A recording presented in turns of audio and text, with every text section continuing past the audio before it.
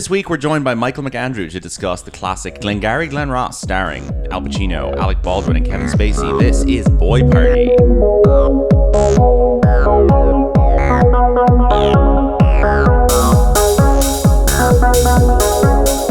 Let's talk about something important.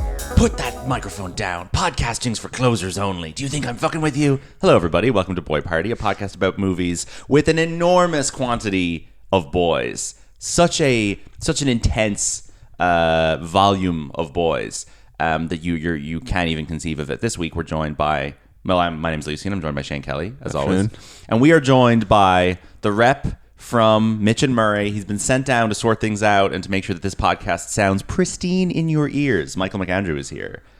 Hello. Michael is the host of the Norming podcast. Yep. Podcast about norms. Podcast about norms. I'm a norm weirdo. Norm McDonald's fan podcast, of course. Yep. Your latest episode discusses voting and elections. Yes. Would you like to give people a little overview of what format norming takes? Yeah, it's just 10-minute episodes. Try to get one out per month and look at different norms. So yeah, went down a bit of a rabbit hole with the voting one because Ireland has a proportional representation voting system that we're very proud of. And it was actually repealed. They tried to repeal it twice. How dare they? Since the forming of the state. Those bastards. And yeah, there's some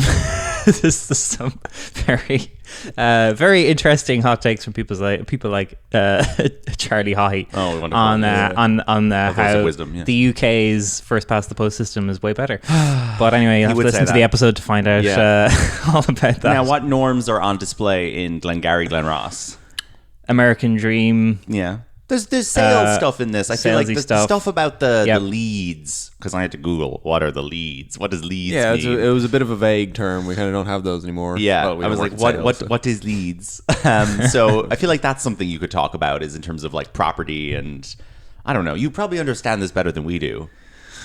I don't know. Basic comprehension skills are stronger there, I think. I don't think this has any particular norms, and unless you want to get into like the whole process of having to get a check off a man and take the check to the bank. Yeah, I guess not leave it on your desk. And it exhibits an old school, old tech version of getting finance. These things over the line, which is interesting. Yeah, the idea that the physical bank work has to be done by Kevin Spacey. The fact that you can get robbed and have like contracts stolen. Yeah, and all that kind of thing. I'm fascinated by the fact that the robbery in this film has consequences because to me it's like they work in an office with just a bunch of paper and no actual folders. Like cash on hand. Yeah, like they're not a bank, so I don't understand why the robbery seems so high stakes to them. Because they lost the leads. Because they didn't make photocopies of their prized leads. Basically, they just didn't digitize anything. It's like if somebody just pilfered your Google Drive folders. Now, I guess the play was also written in the. I assume the play is a bit earlier than this. 80s. The play is from 84. Yes, right. So by 92, when this came out, I mean, most of this stuff probably would have been even in sales. So this is like a little bit of a period piece. Yeah. Possibly. What if this was set in like 2004? What would be the deal there? Everything's digitized by 2004, right? But it's clunky. Yeah. There's still we're phone call era. The whole story just wouldn't really work, would it? Yeah, I don't know if property has been done like this in 2004. Yeah, okay. So, sorry, does that mean that if this is being performed today on Broadway, which it is, and we'll get to that in a sec, it's a period piece for the 80s, 90s? Oh, it has to be. Interesting. I'd imagine so. Yeah. Because in my head, I was like, oh, you could just do this with modern tech and just have cell phones and stuff. But I guess you can't have modern phones because it changes the whole dynamic of what they're doing. Yeah, because you're not knocking on people's houses. You're just they'd have web banner ads and spam emails instead of this kind of stuff. And the subplot of stealing the leads just everything just happens on Zillow now. So it's what is Zillow? It's like daft in America. Oh Jesus, Zillow. Yeah. Okay. So anyway, is this the most boy? I think on a boy per minute basis. In terms of the extreme boyness of the film, the masculinity and the kind of clashing of it's a dick measuring contest movie. Yeah. In a way that I don't think we've ever covered on this podcast before. Most testosterone I've ever seen on screen. 6 to 8 men just kind of throwing insults and bad vibes at one another. I think it maybe does like take the cake in terms of boyness. This movie most closely resembles the initial situation that Boy Party as a phrase comes from in my life. Sure. Okay. And I think that it is the ultimate Boy Party in that regard. Yeah, because it has all the all the traits of like hostile male interactions of just trying to better each other. Yeah. Compared to like, Yeah.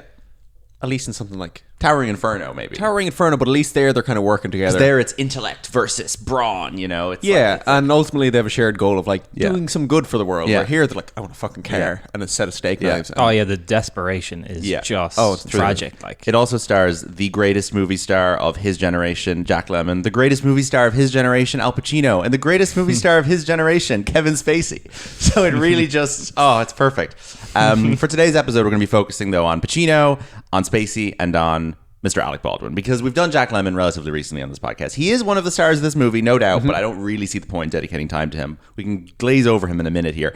I think Jack Lemmon's character in this is the inspiration for the salesman on The Simpsons, Gil, who's yeah. like, he's always flop sweat, and he's always like, guys, will you buy this? He's directly inspired by the character from Glengarry Glen Ross. I think there was something kind of sad about watching Jack Lemmon in this because you're like, It's devastating. oh, no, it's no, horrific. but I mean just from a like maybe like a meta textual standpoint where Yeah. he's like, this is one of the greats, and he's been put up with all these newer guys, Yes. but being made look pathetic around them. I'm Yes, like, yes. this is like doing a disservice to him. Absolutely. But which makes it kind of more sad. It makes it sad, but it makes it like it's what makes it a great bit of casting and a great performance is that Jack Lemmon is willing to. Oh, kind of be 100%. perceived He's this way. willing to not Yeah. be put up against the new crop and like. But it he's also willing to be exists. insecure around it. Yeah, it exists in interesting relation to his performance in The Apartment, where he is kind of in a similar job, where he's like Yeah. this kind of sweaty sales guy, and in this, Yeah. it's like, he's just fucking aged out of being successful at any degree. But then Kevin Spacey. We talked about this on our The Apartment episode. If you want to go back and listen to that, folks, Kevin Spacey kind of just publicly comes out and is like, "Yeah, my whole career is just trying to be the new Jack Lemmon, and my performance in American Beauty is inspired by Jack Lemmon in The Apartment." And then he wins his Oscar for for American Beauty, and he dedicates it to Jack Lemmon. And I feel like watching him interact with him in this movie is pathetic in another way, where you're just like, this is just like shadow. This is like a weird shadow performance where Kevin Spacey is just like learning from Jack Lemmon on the screen. Yeah. But for some reason, it's good, and it's like it's pathetic if you know what Kevin Spacey's like. I think it works because. But it works in the they're- movie because of the dynamic there. Yeah, because Kevin Spacey has the power in that dynamic, Yeah, and he's like, yeah. "I'm going to fire you, Jack Lemmon." Yeah, Just it's crazy. But if you understand that Kevin Spacey was completely reverential to Jack Lemmon and saw him as God in real life, you're like, what an interesting twist that this movie like flips on its yes, head. absolutely. So this play is about to reopen on Broadway in March. Do you know who's going to be in it? Bob Odenkirk. Bob Odenkirk as Sheldon. Yep. As the Pacino character, Kieran Culkin. Oh, nice. And as the Ed Harris character, Bill Burr. Amazing. And as the Alan Arkin character, Michael McKean, who plays Chuck on Better Call Saul. Sweet. Brilliant. It's great. What I learned this morning from a bit of research, which we do occasionally do, is that the Alec Baldwin character does not exist in the stage version of this play. He was created. He was just created for the movie for Alec Baldwin, Alec Baldwin specifically. Yeah, which absolutely. is so interesting because I think if you ask 9 out of 10 people who've seen this movie, like, what's the most iconic scene? What's the best part? They go, "Oh, the Alec Baldwin scene." Yeah. And it's the most like the well-known line from the movie, and he is not in the play. And I think if you went to see the play and that scene didn't happen, you'd be like super surprised and like, wait, where's that scene? So is the Kevin Spacey character the like primary antagonist? I then guess in the so. film? I Does guess so. Does he kind of pull the? Yeah, they don't have that clean insert character of like, this is the threat, this is the stakes, you know, of what Alec Baldwin does when he shows up and he's like, you're all fucking fired. Yeah, it's weird not to have this kind of higher power, bomb this person. deity character raining down from above. Like it doesn't Yeah. give it that kind of. and scale. the also- and the always be closing line is not in the play. Yeah, no, it's not. That's mad. It's crazy.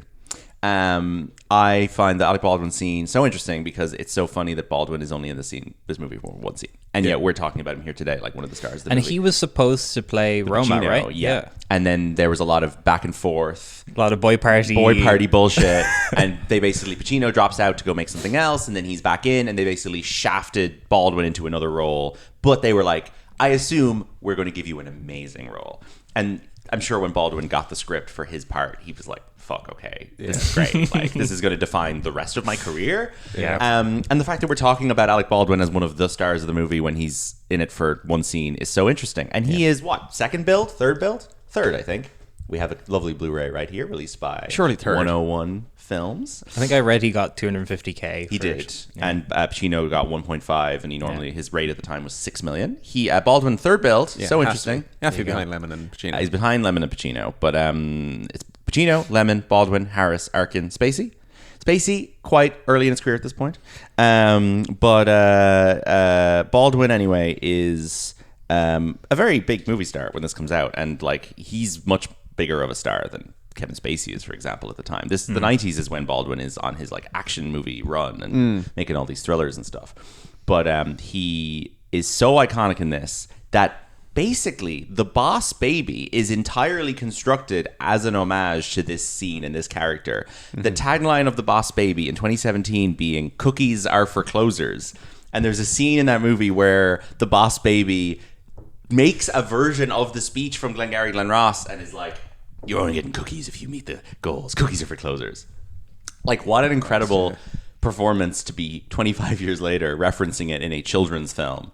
Like, that's like, you know, next level. That's like Taxi Driver. That's like The Godfather. There's very few kids. Yeah, it's like Meet the Fockers. He goes back and De Niro goes back and does the... Exactly. There's very few films that are that iconic that like a very mainstream comedy, especially for children, will be referencing them 25 years later. But The Boss Baby is really good, guys. You should all watch it. It's genuinely very funny. And Alec Baldwin plays basically this character if he was a baby.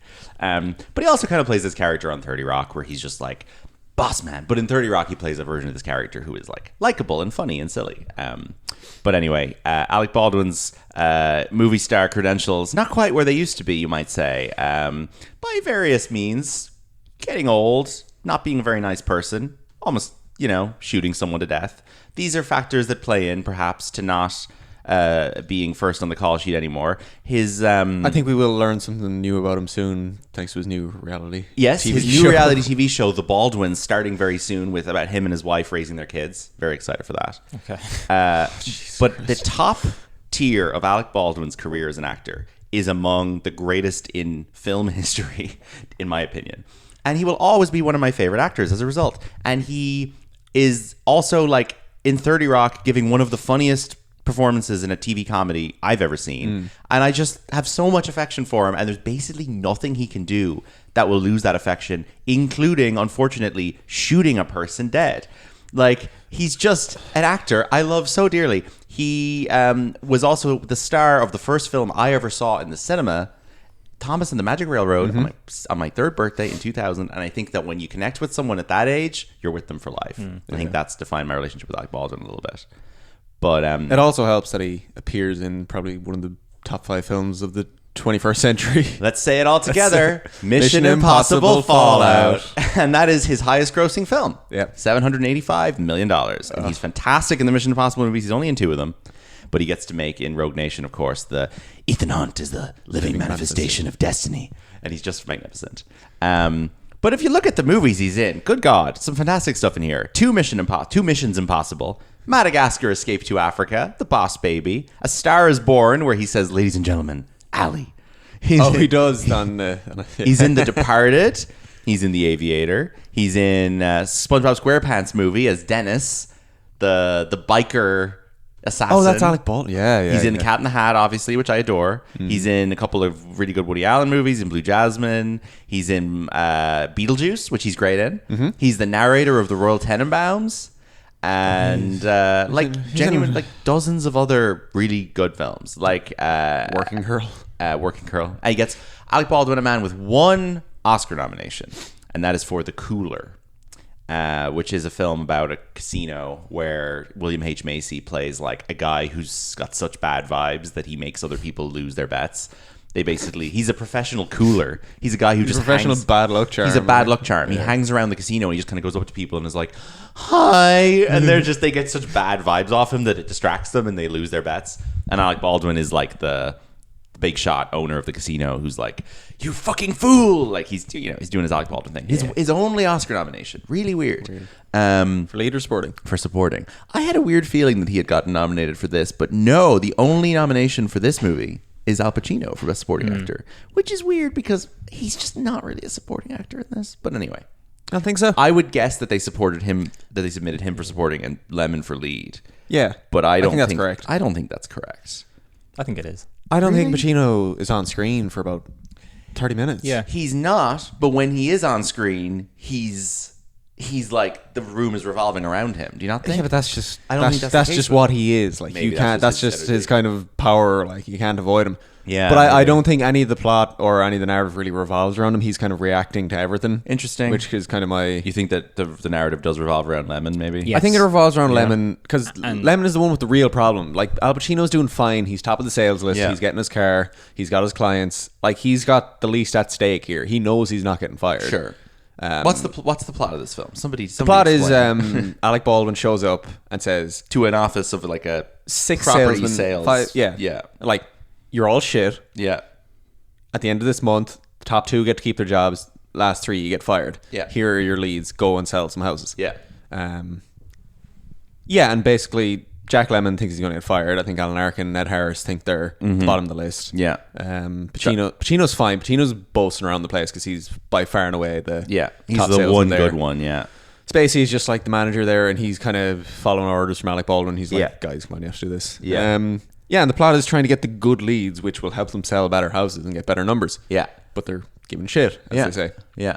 And it's basically the first. It's you can tell it's a play because it's basically split into 2 acts. The first act is the night where this happens, and they're all out trying to sell stuff. Yeah. And there's a bit of business in like a Chinese restaurant and in a bar across the road and all this. Yeah. They basically work under a miserable, dingy bridge, and it's raining the whole time. Train goes over Train goes over it. It's like I do think there are probably still companies a little bit like this. You know when you 100%. see a travel agent Yeah. in Dublin and there's a poster outside that is so faded with like a picture of a holiday resort from 20 years ago, and you can barely I don't make it know out. how these are still There are places how they're like still that. going. How are That's the travel agents Glengarry still Glen Ross happening inside those Yeah, I windows. think the closest modern day equivalent to this now is probably like maybe estate agents still, but like recruiters. Recruiters, I'd say travel agencies. Travel though, agents, yeah. where you're just about getting old people who can't use Ryanair's website to book their holidays through you at a massive premium, but you're barely hanging in. Yeah, and you like, can see in this a lot of the clients are just kind of dothery old people that they're trying to. and who just want to talk to advantage. someone on the phone. Yeah. And like I knew people who I know someone who worked at a travel agency a couple of years ago. COVID fucking killed the travel agents. Oh, they're done after that. You know, that was like a death knell for them. But anyway, the second act then is the next morning, and the place has been robbed. Yeah. But we've seen Alan Arkin and Ned Harris scheming to rob the place. Yeah. But we haven't actually seen them do the robbery. So we're kind of trying to figure out if they were the ones doing the robbery while everybody else is kind of losing their... Well, Spacey specifically is kind of losing his shit over who did the robbery. Yeah. And... what is it? Basically, Jonathan Pryce rocks up to the office. Yeah. I want my money back. You're scamming me. And Pacino's like, no. No, I think the Jonathan Pryce arc is that Pacino sold a house to Jonathan Pryce. Yes. Then Jonathan Pryce's wife was like, fucking get that back. Yeah. Don't do that. Al Pacino was under the impression that Kevin Spacey has sent the checks to the bank. Yes. Because he said he would. Yes. As he always does every night. Yes. But he hasn't. Yes. So the house hasn't actually gone through. Mm-hmm. But Kevin Spacey is trying to doesn't know this, so tries to appease Al Pacino, being like, "Yep, definitely did that. They definitely didn't get stolen in the robbery. Yep, at the bank, all secure." Yeah. Which is actually kind of not what Al Pacino wants to hear. No. It's not integral to the plot. No, this it's little not. side thing going on. It's just another element. How does the film end? I'm trying to remember. Jack Lemmon gets found out as being because he makes a little slip up in Yes. his own sales That he pitch knows that to Spacey. Yeah, he knows that Spacey. He knows that Spacey didn't bring the stuff to the bank. Yeah, because he was robbing the place. Yeah. And then he basically gets called into the office, and that's the end of the movie, I guess. Right? God, Jack Lemmon pleading with Kevin Spacey by the It's window just is some of the most. gut wrenching stuff. Awful. Yeah. There's that, and there's also the scene of Jack Lemmon at the guy's house trying to sell him the house in God. pouring rain at night, and he's doing his salesman And like shtick. and he's having none everyone of it. knows what's happening, and Yeah. he's still trying. He's still trying. It's just It'd put you off salesman a little bit. Yeah, it really would. Like if A you little know, if you know someone's trying to sell you something, surely you can't. You're like, the desperation here is just not... But I'm yet, not this film off the is charts. has glorified sales to a ridiculous level. Perhaps. I had a sales guy in the place I worked with, and he was Really? quoting "Always Be Closing" Really? all the time. Wow. Glengarry Glen Ross Interesting. was his favorite film. That's fascinating. But He I'm sure- absolutely loved it. I was under the impression that this film had evaded the sort of Wolf of Wall Street... No. false idolization thing where young men are like, that actually seems class. No, absolutely not. This movie's such a bummer. That Alec Baldwin scene was like played in like sales rooms. Yeah. Well, do you think he never watched the rest of the movie? Because I think that maybe if you watch that scene out of context, 100% you go away like, oh man, I'm so hyped up. Alec Baldwin just told me to be a closing. And then you watch the rest of the movie, you're like, fuck me. I don't want to grow up to be like Jack Lemmon. But that's the exact same as The Wolf of Wall Street, where you watch the McConaughey scenes at the beginning and you're like, oh, this looks fucking sick. Yeah. These movies are not built for guys with no attention span because they'll only pick up on the bits they want to. Yeah. Sure, but I don't think that this film is the favorite film I'm surprised. Are there musicians going around like, I fucking love Whiplash, it gets me so hyped? Yeah, there are 100%. Definitely, yeah, 100%. Absolutely. This is a very there are sickos everywhere type of film where people will misread because ultimately danger. you can interpret these things to be like, okay, the opportunity is there, and I'm the one who's not going to get fucked over. Yes. And I think that's kind of the attitude you need to go into sales and finance. I guess if you're watching this as that kind of delusional person, you're seeing yourself as the Pacino character, I guess, mostly. Yeah. Who's not the loser. Yeah. It's interesting. Anyway. It's also set in Arizona, which I think is kind of... No, it's not. Chicago, I think. Chicago, but they never specify in the movie. They shoot it in New York? Shot in New York. The play is set in Chicago. Right. And the film... No, the properties are in Arizona, I think.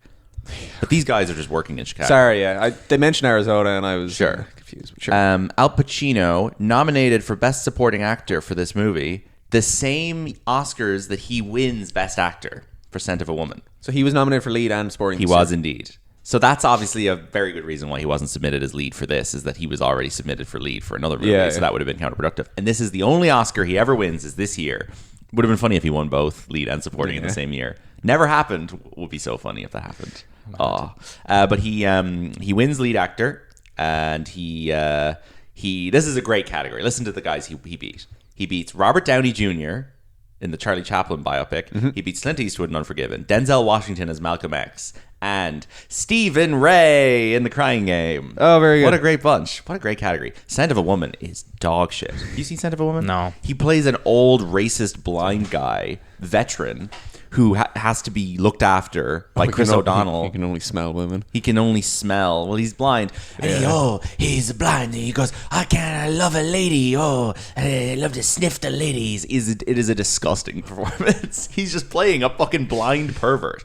Alec Baldwin, who also played a blind character in the movie Blind. It's so bad. It's fucking awful. It's like 3 hours long. It's terrible. Anyway, wins his only Oscar for that movie. There's the famous joke in Jack and Jill where Jill is going out with Al Pacino and she knocks over his Oscar. And she goes, oh, I'm sure you have many others. And he goes, oh, you would think so, but no.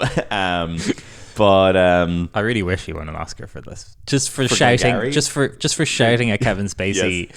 Yes, for like many people should have won minutes. Oscars for shouting at Kevin Spacey on and off screen. He loses Best Supporting Actor to Gene Hackman, which I don't think anyone's going to complain about in Unforgiven. Okay. And also nominated was Jay Davidson in The Crying Game, Jack Nicholson in A Few Good Men, and an actor I've literally never heard of called David Paymer in Mr. Saturday Night. Fair play to him. Mm-hmm. I think that he is very good in this. I don't think it's his best performance ever, but that's a tough category to assess. Do you guys want to guess Al Pacino's box office total gross? Sorry, but I'll give you Baldwin's for context. Oh, okay. Alec Baldwin's total box office $7.5 billion. Okay. Give me a 5.2 for Pacino. $3 billion. Really? Only that much? Yeah. The man has, to his credit, never done a movie with CGI in it. Ever. Like, The Irishman. The Irishman. Except The Irishman. But The Irishman doesn't have a box office No, it doesn't. figure because it was a Netflix movie. So they didn't put out the numbers. His biggest hit, Once Upon a Time in Hollywood. Covered on this podcast. Yeah. In which he appears briefly. Ocean's 13. The Godfather, which made $270 million, not adjusted for inflation. Christ. Jesus Christ. What is that 70s. now? Yeah, is that like $1.5 billion? Must be. What's the multiplier on that? Yeah. Heat, Dick Tracy, Devil's Advocate, huge hit. Jack and Jill, House of Gucci, Insomnia, Sea of He Love, doesn't have a Fruit. sneaky kids animated voice in He was there. meant to be in Despicable Me 2 and he dropped out and was replaced by Benjamin Bratt. So that would have been a big boost to this because that's $1 billion movie. He keeps saying he wants to be in Marvel and like they keep just not putting him in it. And I'm like, just you may as well do it if he wants to do it. He's probably too scruffy and very can't old. keep on script. I know. Like what's he going to do in Marvel? Like, I don't know. But for all his kind of scruffiness and weird behavior, Al Pacino's like pretty put together, and like he still does plays in his 80s and is like healthy and normal and doesn't seem to piss anyone off, and just had a baby recently, which is so weird. So weird. I don't mean to be bigoted here, but should men in their 80s be fathering children?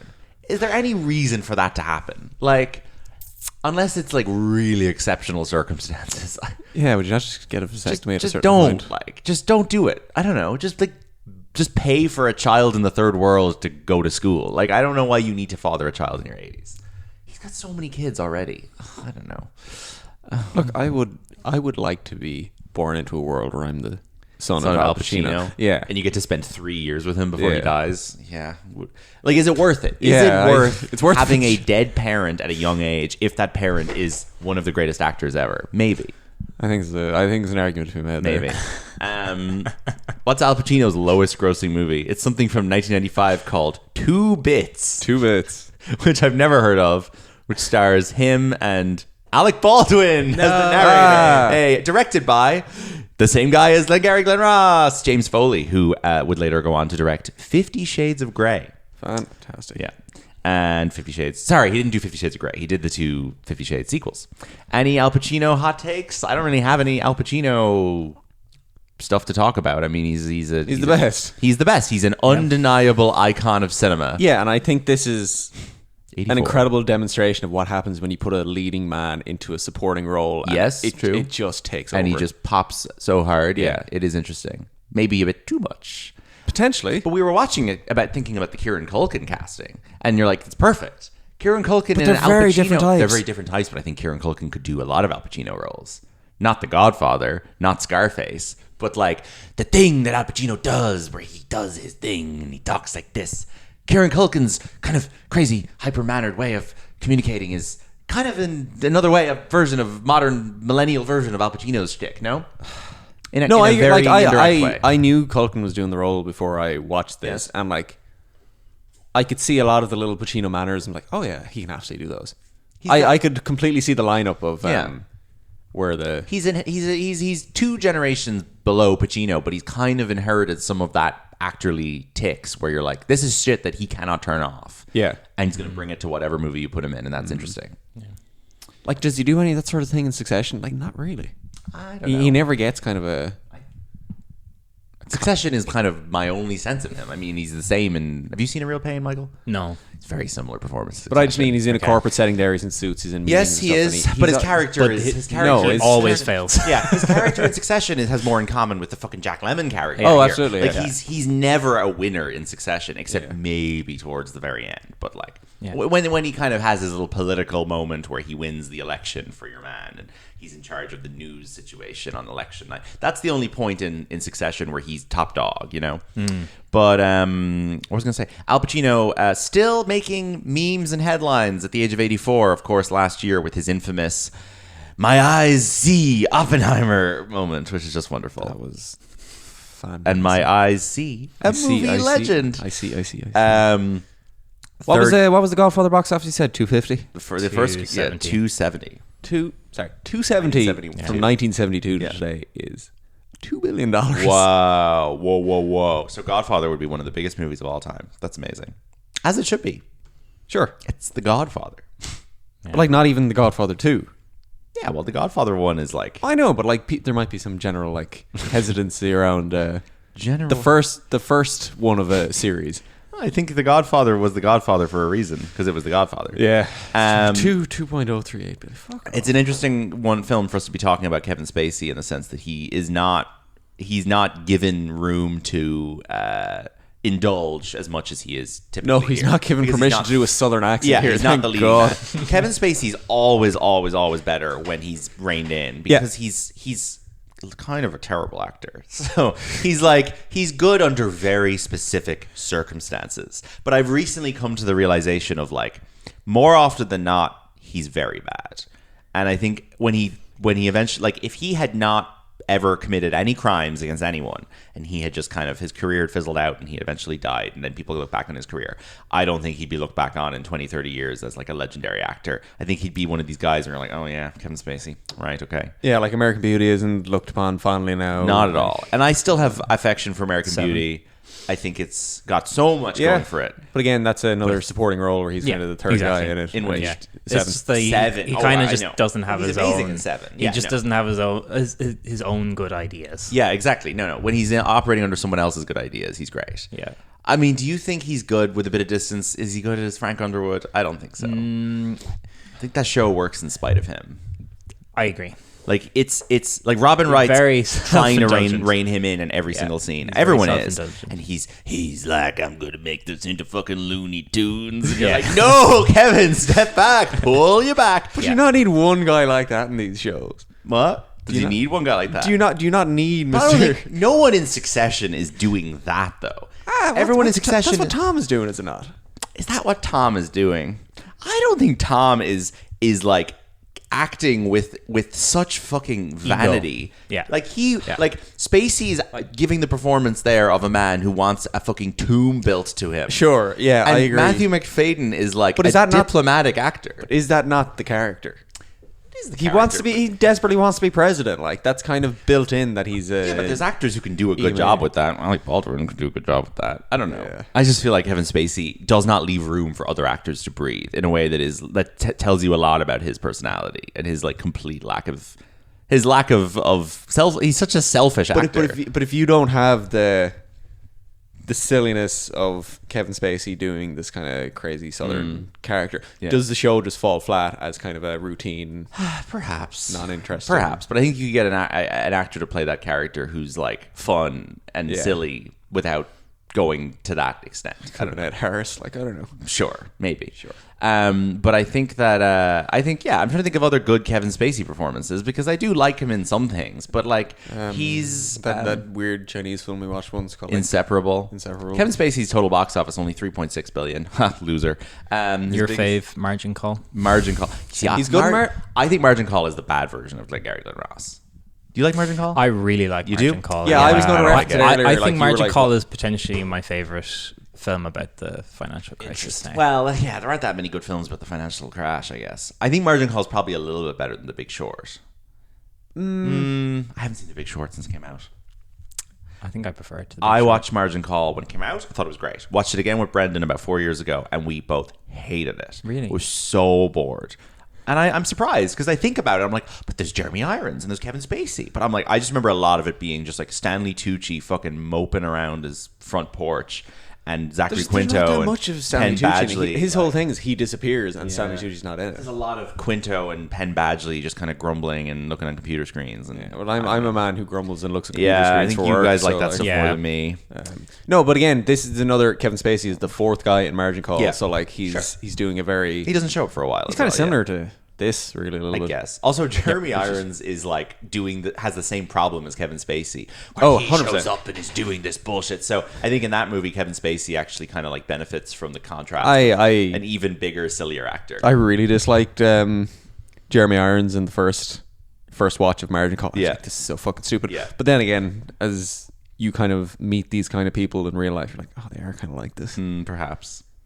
Kevin Spacey did do one big silly blockbuster. He played Lex Luthor in Superman Returns, which I assume neither of you have seen. No. Did he? He's pretty good in it. That's a film directed by another really good ethical person, Bryan Singer. Who's the Superman in that? Brandon Routh, of course, everyone's favorite actor, Brandon Routh. Yes. Kevin Spacey plays Lex Luthor as a very like slimy, old school like 1920s businessman, and he's bald, and he's pretty fun in it. Like, it's not my favorite. I mean, you're competing with Gene Hackman and Jesse Eisenberg. Like, it's not great, and now Nicholas Hoult. Yeah. But he's pretty fun in it.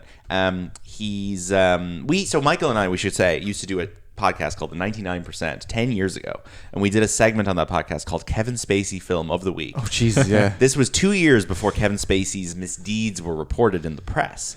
And it had a theme song, which was AI generated. For the time, was quite sophisticated, which was a woman singing Kevin Spacey Film of the Week, which I made on an app on my iPad. Yeah. And for some reason, we never talked about any of his actual iconic films. We talked about random shit. We talked about A Bug's Life and Fred Claus, and maybe we talked about Pay It Forward. I couldn't even remember, like when you said that we did the segment, I couldn't remember any films that we ever talked about. I had to go digging to figure it out. I think the fact you were doing a Kevin Spacey segment in 2015 kind of just is a testament to his power in House of Cards. Well, yeah, but also yes, but also what he was doing at the time. We fully bought into him when we were 17 years old. We did, yeah. I think all three of us were like, this is our favorite actor. He's so funny and everything. Yeah. And then you get older, you're like, I don't know. Well, the crimes don't help. The crimes have obviously not helped. No. I think the fact also that everything he's done since the crimes has merely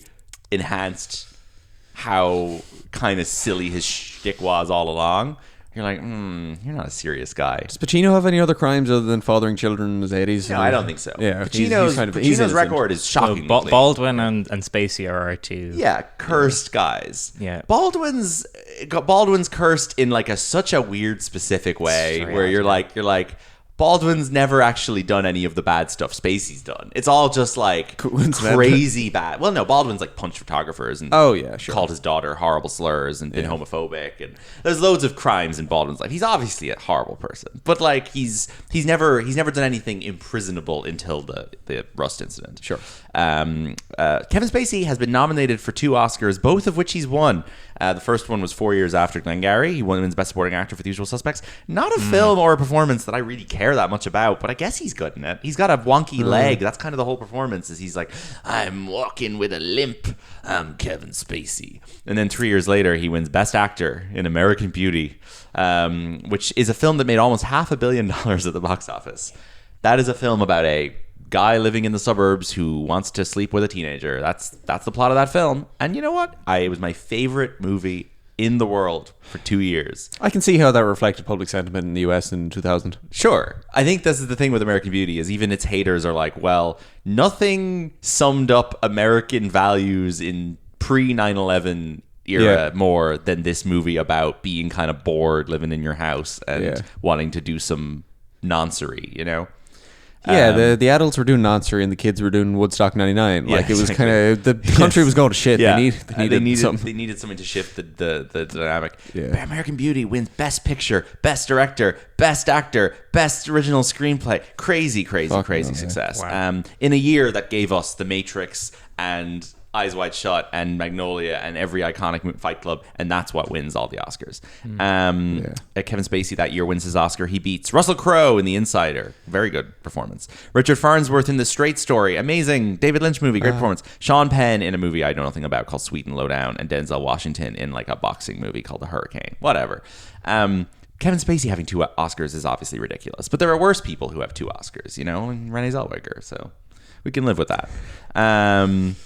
Any other thoughts on American Beauty while we're on this? I mean, I think it's good. I do too. Yeah. It's got one of the best scores ever, which is used by RTE just relentlessly. There was a Pennies documentary last year, entirely soundtracked by American Beauty, and they were using every track off the score. It wasn't just the opening. Dun, dun, dun, dun, dun. No, they were using everything. They were using Plastic Bag theme when sales were going down in Pennies. They were using the fucking Kevin Spacey gets shot in the head at the end when the fucking manager was coming in to check on the stock. It was ridiculous. I was like, you can't just make the vibe of your Pennies propaganda film American Beauty in 2024. What are you doing? Score is great. Thora Birch is incredible in it, I think. Really great. I think Wes Bentley's amazing in it. I think all the stuff with the teenagers in American Beauty is phenomenal. Like, every time Kevin Spacey's not in it, it's great. But, like, the Kevin Spacey stuff's good. I like him in the garage doing his push-ups. Yes. You like muscles? You like muscles. It's such a good line. That's the line. Oh, that's the one. We talked about American Beauty so much in, like, 2016. It's we insane. did. Yeah. I was obsessed with it for 2 years. You can't. I have a VHS of it upstairs. Like, we can't underestimate how much we talked about. We talked about and that is why we did a segment on a podcast that has exactly. aged incredibly badly. I loved American Beauty so much. And then I had a friend of my dad's in like 2016, and he was like a He was like, "Oh, you're into movies. What's your favorite film?" I was like, "American Beauty." He was like, "Oh, fuck off." He was like, "I went to see American Beauty in the cinema in Cork in 1999, and during the scene with the plastic bag, a guy at the back of the cinema just goes, 'It's just a plastic bag, boy.'" So that's the moment I realized it was not a cool opinion to say American Beauty was one of my favorite films. These things go in cycles. You can get back on it in a few years. It is pretty good though. Yeah. Other Kevin Spacey films worth noting: Nine Lives, obviously. Oh, Nine Lives. Which is kind of the last movie he's ever really in. I fully went into lead. We saw Nine Lives in the cinema. Of course we did. We love Kevin Spacey. I don't think you went though. I was there. Were you? Oh, The three yeah. of us go. When else would I have watched? You didn't go. Yeah. I have a photo of you on my phone with the poster for Nine Lives, but we took that when we were going to see something Yeah. else. See, I remember going into Nine Lives and coming out and like, oh, that was a children's movie. I thought this was R-rated. just not R-rated, but I thought this was Kevin Spacey's an adult. Adult. Oh, like, it's incredibly odd that Kevin Spacey was the lead of a kids movie in 2016. Oh, it's insane. But it's similar to the fact that Alec Baldwin was the star of. I felt a bit like I need to go take a shower. Kevin now, Spacey was meant to be in The Boss Baby as well. This is the fun thing, as the villain, who then was replaced with Steve Buscemi, which is way better. Isn't there? Did we see a trailer of something recently that's like a retelling of like a classic film in a modern comedic setting with possibly the same actors in the same way that? Oh, jeez, I don't know. I feel like we saw some. You're gonna have to think about it yourself. Never mind. A few other of Kevin Spacey's biggest box office hits before we move on. Baby Driver, Very Cursed. It's him. It's Ansel Elgort. There's a third person in that. John Hamm. Yeah, John Hamm's harmless though. I thought there was a third cancelled person. Not really, no. Oh. Jamie Foxx is in it, but no, okay. Horrible Bosses. Kevin Spacey as a horrible boss. Yeah. How did they come up with that one? He's in. I watched him last week in a movie called Outbreak, which is a film where the poster is just like a little monkey in a square with Dustin Hoffman and Rene Russo. That's a film about that's like a bad version of Contagion, and Kevin Spacey plays one of the scientists investigating the disease. I was trying to look up Baby Driver and I just typed in Boss Baby by accident. No, fair play to you. Yeah. LA Confidential, I don't have much interest in. Fred Claus, he's great. He plays the Christmas inspector who goes to the North Pole to inspect Christmas and shut them down. Yeah. I've never seen K-Pax. Pay It Forward, we watched in religion class in school, and he plays like a nice English teacher in that movie. The Negotiator is a boy party that we were going to do, and then I watched it and realized that it's not. It was marketed as Samuel L. Jackson, Kevin Spacey, The Negotiator, and I watched it. Kevin Spacey doesn't show up until like the last 30 minutes. He plays The Negotiator. Bit of a Towering Inferno job going on there. A little bit. Midnight in the Garden of Good and Evil we watched recently. That's a murder mystery directed by Clint Eastwood where he plays a billionaire. He's a bit of a Harrison von Buren, and John Cusack shows up to his house and is like, "What's going on here?" And Kevin Spacey's like, "You see, I'm very rich and my son is a homosexual." The Shipping News is a sleepy movie with him and out living in Newfoundland doing some stuff with fish. Oh yeah. I'm trying to see anything else on 21. Here. 21. I've kind of half seen. Billionaire Boys Club, Very Cursed. Ansel Elgort, him again. Elvis and Nixon. That's a good boy party. Him as Nixon and Michael Shannon as Elvis. Yeah. And I think this is enough. That's enough Kevin Spacey. You've gotten the idea. Jack Lemmon ever play a president? Yes, he did. There's a movie called I can't remember what it's called. A real president or a... No, he played. There's a film where Jack Lemmon and like a bunch of other guys play like retired presidents who have to be recruited for some purpose. Yeah. I can't remember what it's called. It's not very good. All right. All right. Those are the actors. Glengarry Glen Ross. Any other takes on this movie? How did it do in the box office? Yes, we'll do the box office in a sec. The biggest movies of 1999. This only made $10 million worldwide, I think. I don't know how that's possible, but it was not a hit. Yeah, that's and it cost crazy. More like than 12, that. right? Yeah, I don't understand what happened there. Is there like a completely reason flopped. given? It came out in October 1992. Yeah, 12 million budget, 10 million gross in North America. 12 million's a good output for 12 million. The poster, which I showed Michael when he got here, is really fun. It's kind of an illustration of an Alec Baldwin type figure walking across a tightrope with a briefcase. Okay. And it says a story for everyone who works for a living. There's another poster which is like 4 of the guys' faces in a weird like collage, and then this Blu-ray that I have has this beautiful new design of like all the guys in an office with these like what are they called? Scales, not cracking balls. No, they're things. They're like weights, right? No, there's the brass balls. Oh, they're brass balls. They're swinging. They're swinging brass balls. Brass balls. Very good. I'd highly recommend everybody go buy this 101 Blu-ray release. They did not sponsor the show, but anyway. And anything else to say? Who wins the movie? We do. We do. We all win. Everyone wins. I think Alec Baldwin does, in the sense that that's the image people associate with this film the most. Yeah, them balls are called clackers, I believe. Alec Balls. Alec And he's balls. only in the movie for one scene, and everyone And the remembers best scene in the film wasn't in the play. him. Isn't it so interesting? Yeah. Shane was genuinely thinking, should we go to New York to see the play for a minute? And I was like, I'm not going to go to New York just to see Glengarry Glen Ross. We go to Chicago, though. We visit all the locations. Oh, wait, it was shot in New York. Fuck. Anyway. Yeah. Well, we could go all the areas, right? I mean, there are references to them. Yeah. They don't In go Chicago. anywhere. They're in a restaurant and they're in an office. yeah, That is there's nowhere to like see. the Driving worst. in a car. It's the worst It's movie like ever. the absolute worst film in the No, world. I'm going Go and see the real location. I am going to move to Chicago or New York, and I'm going to set up a Glengarry Glen Ross locations tour, and we're just going to meet and stand under a bridge for 5 minutes, and I'm going to take everyone's $20. You're going to give everyone a little slip of paper. Yeah. Just like, here you go. They're the leads. They're the leads. Here's the shittiest lead. Here's Yeah. the location of the shit leads. You can hire an Alec Baldwin impersonator to come over and give a speech for 5 minutes. I'll do the Alec Baldwin impersonation. Thank you very much. Hey, Logan. Ethan Hunt, living manifestation of destiny. Oh shit, Watch wrong- out! wrong game. Watch out! Oh, fuck. I've got a gun. Right. The good thing about Alec Baldwin now saying he'll never be in a movie with guns again is that now he will go back to making great stuff like Glengarry Glen Ross. Hooray! There's no guns in the Boss Baby, I assume.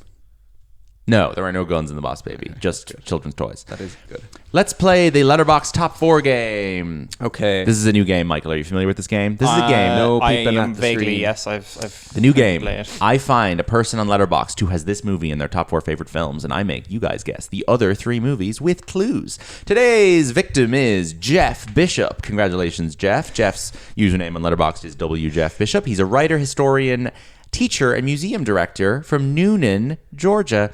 This is not GDPR compliant, this game. Oh, it is. It's all public publicly- information. Public information. Okay. His top 4 favorite movies includes Glengarry Glen Ross, which he has in second place in his top 4. Right. So, the other 3 movies in his top 4. Number 1 is from 2011. Okay. Number 3 is from 2007, and number 4 is from 1972. So, any guesses here? I would say 1972, is it The Godfather? correct. Ding, ding, ding. You got one. yeah, very I good. would say all of these movies are consistent with loving Glengarry Glen Ross. These are Is all- 2011 The Big Short? No, Big Short is from 2015, sir. Sorry, it is. 2011. There's one of those. This is a movie you would love if you loved Glengarry Glen Ross, no doubt. Both of these movies that you have yet to guess. Is it Scorsese? No, 2011 and 2008. 2011. Let's get some guesses going. I will give you more information about Jeff Bishop. He has recently logged The Brutalist 3.5 stars, and he gave A Different Man 3 stars. Bad opinion. His favorite movie of last year was Wicked. Fucking gobshite. Right. And but he's recently added John Cassavetes as A Woman Under the Influence to his watch list. So Very good. he's got 148 followers, and he follows 307 people. He'll have more followers than that after this episode is over. Sure will. Okay, come on. Give me some guesses. 2011. Well, I'll give you the 2011, tagline of the 2011 jeez. movie. Okay, our movie from 2011. This movie has the tagline, "What are you really worth?" Is it Worth? No, it's not worth is from 2020. Worth, Like, your sorry. sense of time is very It weird. is. I heard Okay, Worth. What are you really worth? Is it Margin Call? Nope. that Margin Call come is in? 2011. But Yeah, it's it not. is. Sorry, I was It's getting not the two Margin mixed up Call. on No, you. it's not Yeah. Margin Yeah. Call. Is it In Time? No, it's not. This is a movie that we all, I think, know and like. 2011. Okay, 2008. The tagline for the movie from 2008 is "The truth can be adjusted."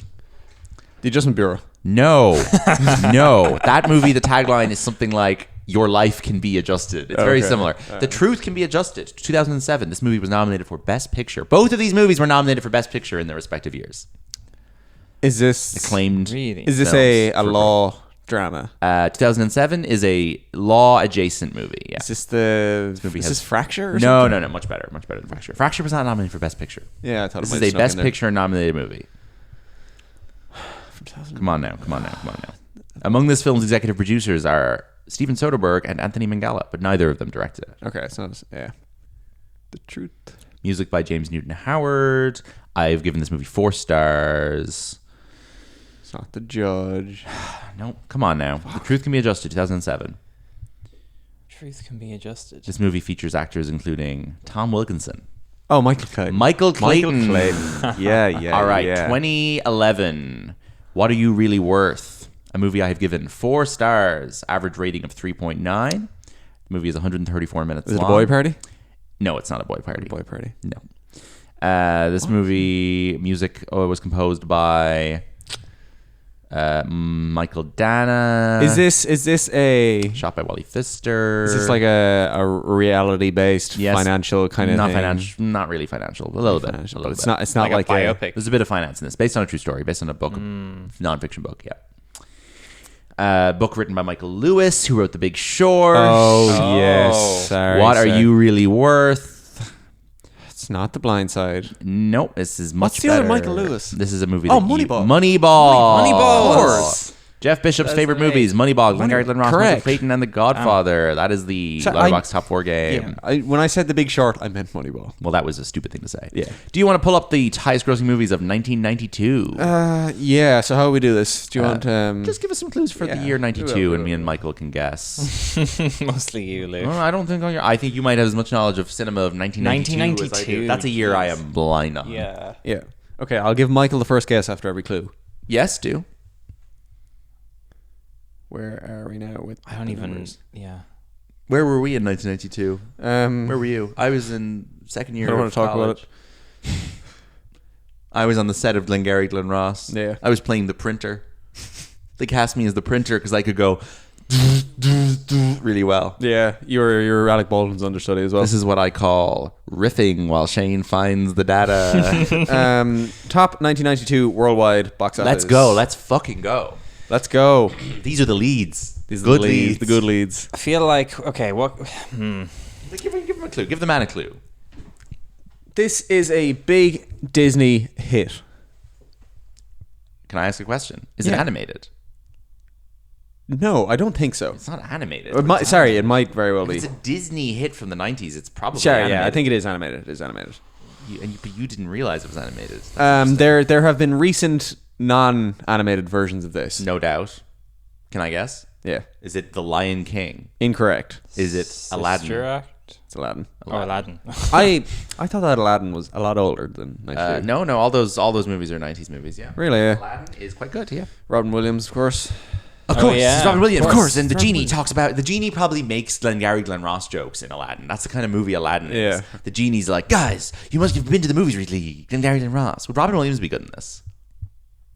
Old Robin Williams would have been good in the Jack Lemmon role. Sure. He would have been. Yeah, He he's would have similar been. type.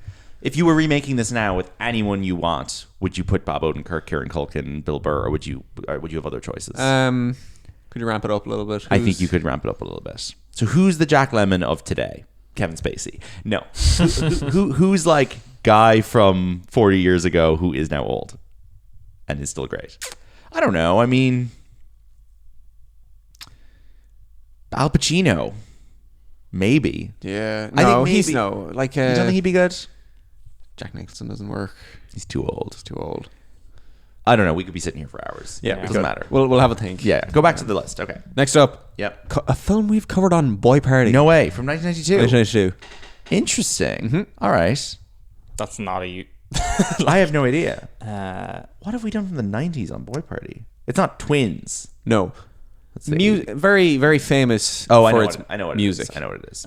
Michael, it is the best-selling film soundtrack of all time. Yeah, I think so. best selling of Yeah. all time. Of all time. Crazy record, yeah. They're like one of the best-known songs in the Yeah, world. and there comes is from the now soundtrack. a musical way. of it on stage. Yeah. I have no idea. Man or a woman. The woman is Black not woman known and to be an white man. actress. Yeah. She's a singer for Stars a famous white male actor and a famous black female singer. Yeah. Jesus. It's a good film. We Okay. covered it on the podcast. Okay. You just tell me. The Bodyguard. Bodyguard. Whitney Houston. It's good. Kevin Costner and Whitney Houston. Yep. Okay. There you go. There you go. Next up. Our lowest listened episode ever, folks. Yeah, people don't like Whitney Houston. People don't like it. Number 3 Okay. has a city name in the title. Home Alone 2 Lost in New York. Sleepless in- Oh. Yeah. Did I get it? Yeah, you got it. Very good. Starring Donald Trump, Rob Schneider. That's a boy party. Trump and Schneider together at last. Best of pals. Oh God. Next up. Proceed. This is a... I'm not sure if you'll know this one. I have to see if you watched it, Lucian. You have not? Oh dear. Trouble brewing. This is a Paul Verhoeven film. Okay, is it Total Recall? No, it's not Total Recall. RoboCop.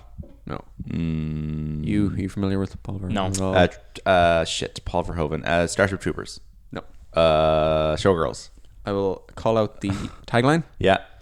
A brutal murder. A brilliant killer. A cop who can't resist the danger. Oh Jesus, Paul Verhoeven Patriot? cop movie. What else did Paul Verhoeven direct? They did him on Blank Check, so like I'm familiar with his oeuvre. Do you want the lead? Yes, Jamie Lee Curtis. Nope. Okay, give me the lead. Michael Douglas. It's Basic Instinct. Basic Instinct. Yeah, correct. Boring. Okay, proceed. Proceed. We'll be discussing Michael Douglas very soon on the show, folks. Get excited. Next up is a sequel, the third in a franchise. Die Hard with a Vengeance. Nope. Lethal Weapon 3? Yeah. Very good guess. Nice. Not a lot of three prequels Yeah. in the 90s. Like, Not a lot of just prequels. those two, really. Yeah. Yeah. We have another sequel. Okay. Die Hard. I think we did the original on... We did the original. Beverly Hills Cop. Batman Podcast. Returns. Yes. There you go. Batman Returns. No, he's locked in. I'm a bit Wow. This is too. insane. Yeah, it's not a very fun game. It's not No, like I mean, I'm useless. At It's this like when point. me and Lucy play Cine 2 Nerdle. Cine 2 Nerdle. We'll show Michael Cine 2 Nerdle in a minute. It's a game where you have to basically spit films at each other and see Until who somebody until runs somebody out. runs out. Oh Yeah. my God. I think we're done. Yeah, we got A Few Good Men, Sister Act, Bram Stoker's Dracula, and Wayne's World to round out the top 10 of that year. Delightful. Yeah. Lovely. Well, thank you so much for joining us today, Michael. Where can people No listen to Norming? Spotify, Apple Podcasts. What's the all URL? The URL is normie.ng. What a great website. Normie.ng. Normie.ng. Yeah. What's the NG? It's in Nigeria. Fantastic. Fantastic. You are a registered company in the Republic of Nigeria. Yes. They're bumping up the price of the URLs next year by 50%. No. So I might have to change the URL. Because it'll cost me too much money. You're going to be sending an email like, "Hello, can you please send money to my Nigerian registered company? I need money for my URL." I am the proud owner as well. Not proud, actually, of McAndrew.org, Yes, which I like is that. a Russian Very good. domain Next up, name. North Whoops. Korea domain Sanctions. Yeah, fantastic. Yeah, you're gonna get bleeped by AIB Financial Crime Division. You gotta get onto the old .tos. They're pretty reliable. Oh, where's my old ones? .tk. Oh, the TK. best. I still don't know Yes. what they were. They were from a And country. .tv Tajikistan. is Tuvalu. TK is They were free. Tokalawu. Yeah. Or, They made those free for years. Yeah. They were free, but they'd be a little banner ad on your site. Yeah. But I had no problem with that when I was running BuzzHub. Yeah. Thank you so Yeah. much for joining us, Michael. We'll have you No back worries. very soon. Yeah, if you have any norm-related films that you want to we'll come up with discuss, one. We'll come up with one, yeah, I for will sure. happily come on. Absolutely. We could do The Big Short relatively soon. Yeah. Yeah. We're going to put it on our March Madness bracket. Sure. So maybe it'll win. You can follow the show on Instagram and Blue Sky, Boy Party Pod. You can visit boypartypod.com for all the latest episodes. Leave a review. You can listen on YouTube. Thank you, Shane. Thank you, Michael. We'll be back very soon. And don't forget, podcasting is for closers.